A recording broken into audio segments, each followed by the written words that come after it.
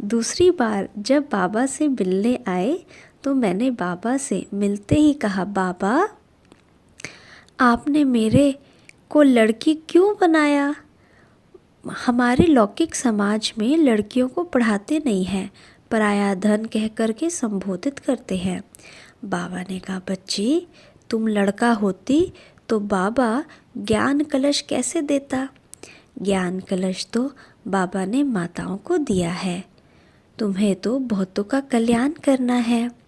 तुम नारी नहीं हो, तुम शक्ति हो, और ज़्यादा पढ़ी नहीं हो तो बहुत अच्छा है, नहीं तो पढ़ा हुआ फिर भूलना पड़ता। तुम्हें तो भगवान से पढ़ना है, तुम गॉडली स्टूडेंट हो। तुम्हें ज्ञान रत्नों का व्यापार करना है, बड़ा व्यापारी बनना है। मैं अपने प्रश्नों का उत्तर पाकर गदगद हो उठी, खुशी का पारावार नहीं रहा। आज तक गॉडली स्टूडेंट का नशा रहता है। मैंने आज तक कभी क्लास मिस नहीं की है। एक बार रात्रि क्लास में बाबा योग पर समझा रहे थे। बोले, शिव बाबा को कैसे याद करना चाहिए? बाबा आप कितने मीठे हो, कितने प्यारे हो। ऐसे बातें करते करते मैंने देखा बाबा छोटे बच्चे के रूप में शिव बाबा से बातें कर रहे थे। दूसरे सेकंड लगा कि बाबा सुंदली पर बैठे हैं। भक्ति में गाते हैं ना, त्वमेव माताश्च पिता त्वमेव।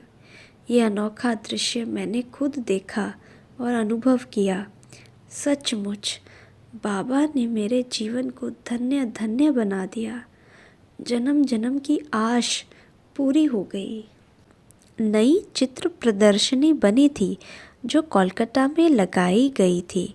बाबा ने फ़ोन पर कहा कि बच्ची कोलकाता जाकर प्रदर्शनी ज़रूर देख कर के आओ। हम कुछ माताओं ने कोलकाता जाकर प्रदर्शनी देखी।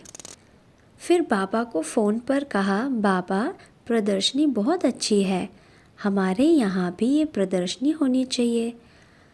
हमारे यहाँ उस समय सेंटर नहीं था। हम घर घर में जाकर सत्संग के रूप में क्लास करते थे।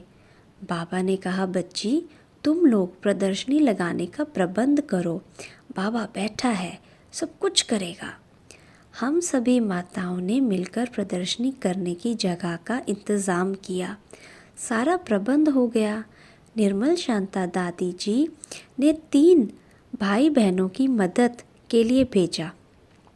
हम तो इतना कुछ समझते नहीं थे। हमने सहज भाव से ही रोज़ी बहन को कहा कि सब तैयारी हो गई है, परंतु बाबा ने अभी तक पैसे नहीं भेजे हैं। रोज़ी बहन ने कहा, चलो सब योग में बैठो। हम सभी योग में बैठ गए। एक माता जिनके घर में सभी भाई बहन ठहरे थे, वह ध्यान में गई तो वतन में बाबा मम्मा दोनों बैठे थे। उस माता ने बाबा के सम्मुख जाकर कहा, बाबा सब तैयारी हो गई है, परंतु अभी तक आपने पैसे नहीं भेजे। बाबा ने कहा, बच्ची तुम नीचे जाओ, बाबा मम्मा को भेज रहा है। बाबा ने मम्मा को कहा, बच्ची तुम जाओ। तो मम्मा उठकर खड़ी हो गई। इतने में वह माता भी ध्यान से नीचे आ गई और बोली कि बाबा ने कहा है कि मम्मा को भेज रहा हूँ। हम सभी उठकर कमरे से बाहर आए। तभी सभी की बुद्धि में ये बात आई कि हम बाबा से पैसे मांगेंगे। नहीं नहीं, हमारे पास जो पैसे हैं वह किस काम का। कितनी शर्म की बात है जो हम बाबा से पैसे मांगते हैं। ये संकल्प आते ही सभी ने अपने पास से पैसे देना शुरू किया। ढेर सारे रुपए इकट्ठे हो गए।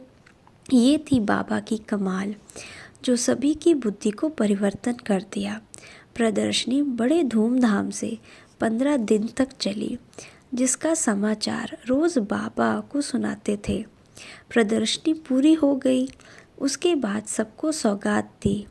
फिर भी बहुत पैसे बच गए। बाबा को कहा, बाबा पैसे बहुत बच गए हैं, क्या करें? बाबा ने कहा, बच्ची सेंटर खोल दो। बाबा 2 ब्राह्मणियों को भेज देंगे। सेंटर खुल गया, 2 टीचर बहन रहने लगी, सेवा की वृद्धि होती गई।